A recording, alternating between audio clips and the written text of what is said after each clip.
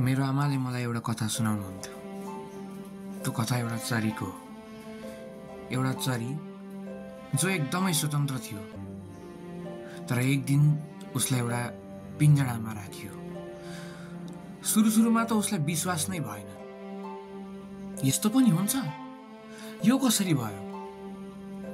पछि अरू चराहरूको दुःख देखेर ऊ खुसी भयो कि म त सुरक्षित छु, मलाई त कसैको डरै छैन। म त पिञ्जडाभित्र छु, म माथि उड्दाखेरि कसैले मलाई हान्ने हो, हमला गर्ने हो, आक्रमण गर्ने हो, मेरो केही खोसिने हो भनेर उसलाई केही डर छैन। उसलाई डरै भएन। तर एक दिन उसको मालिक बाहिर जान पर्ने काम भएर त्यो पिञ्जडालाई भित्र नराखी गएछ। 3 दिन भइसक्यो। त्यो पिञ्जडा बाहिर थियो र चरी पिञ्जडाभित्र थियो। 3 दिन जति पानी पर्यो, चरी पिञ्जडा भित्र नै सुरक्षित महसुस गर्न छोड्यो। अब 3 दिन बाहिर त्यो पिञ्जडामा बसेको चरी, पानीमा रुजेको भिजेको चरीले अगाडि सोचेको कुरामाथि डर देखाउन थाल्यो। अब त्यो चरी पिञ्जडाभित्र पनि सुरक्षित हुन छोड्यो।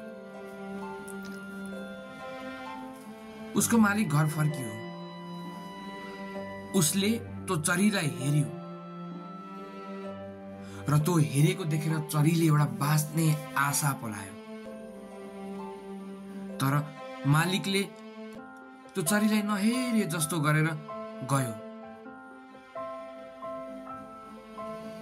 अब 15 दिन भइसक्यो।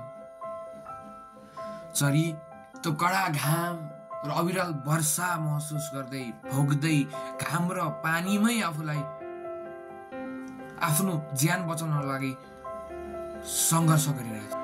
एक दिन पिञ्जडा खिया लागेर झर्यो। पिञ्जडा अड्काइएको ठाउँ खिया लाग्यो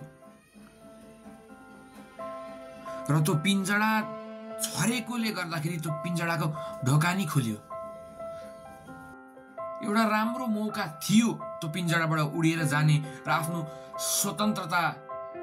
स्वतन्त्र जीवनमा फेरि पुग्ने। त्यही सोचेर आफ्नो पङ्ख फिजाई चरी उड्नलाई तयार थियो। उसले अन्तिम पल्ट त्यो झरेको पिञ्जडालाई हेरेर उड्नलाई हाम फाल्यो।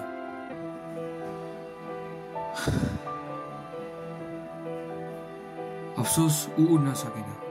चरीले त उड्नै बिर्सिसकेको थियो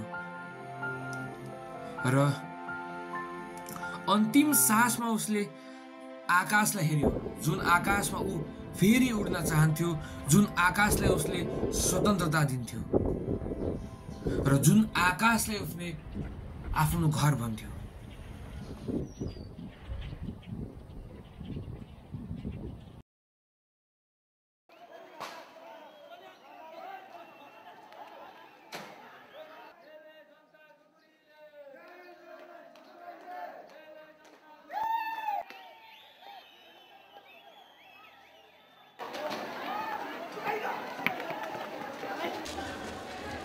त्यही गरेर त्यहाँ तपाईँहरू पनि बस्नु है, यहाँ त्यहाँ पुलिसहरूले।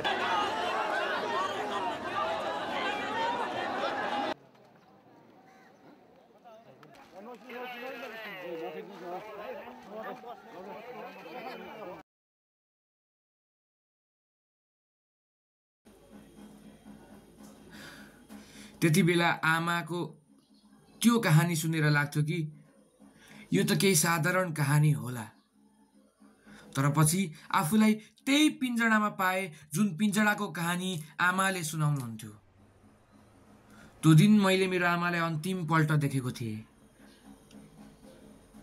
उहाँको ड्युटी थियो त्यो एरियामा। मलाई थाहा थिएन कि त्यो अन्तिम पल्ट भेट थियो हाम्रो।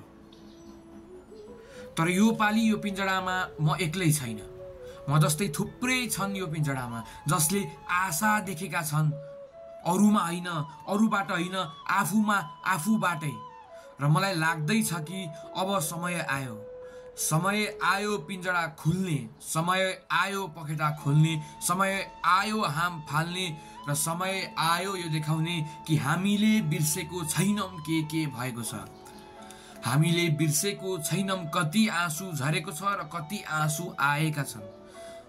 हामीले घाउहरू बिर्सेका छैनौं र हामी उड्ने छौं र हामी त्यो आकाशमा भएको रातो सूर्य र चन्द्रलाई छुने छौं र ताराहरूलाई चुम्ने छौं र भन्ने छौं कि हामीले उड्न बिर्सेका छैनौं, किनकि चराहरू पिंजरामा राख्नका लागि जन्मेको होइन।